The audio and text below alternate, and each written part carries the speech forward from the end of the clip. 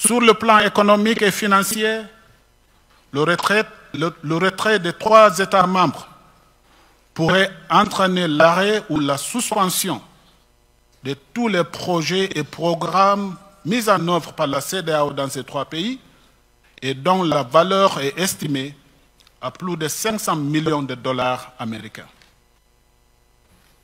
Il convient également de noter que les 2 institutions financières régionales, qui sont le BIDC et la BOAD, ont des investissements très importants dans ces 3 pays.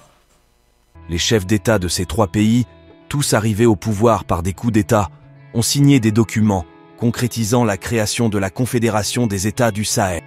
Déjà en mai dernier, le Niger avait lancé un appel aux autres membres de la CEDEAO pour les inviter à rejoindre cette nouvelle alliance. Une banque d'investissement commune est en cours de création pour financer des projets de développement et renforcer leur souveraineté économique. Les relations entre ces 3 pays et la CEDEAO se sont fortement détériorées depuis le coup d'État qui a renversé le président Mohamed Bazoum du Niger en juillet dernier. Ce n'est qu'en janvier, après l'annonce de leur retrait de l'organisation, que ces sanctions ont été levées. Selon les membres de la Confédération des États du Sahel, les chefs d'État de la Communauté économique des États de l'Afrique de l'Ouest se sont réunis ce dimanche à Abuja pour un sommet particulièrement attendu. Parmi les sujets majeurs à l'ordre du jour figurent les relations avec l'Alliance des États du Sahel. Ils auront désormais à mener des démarches en vue de l'obtention d'un visa avant de voyager dans la sous-région.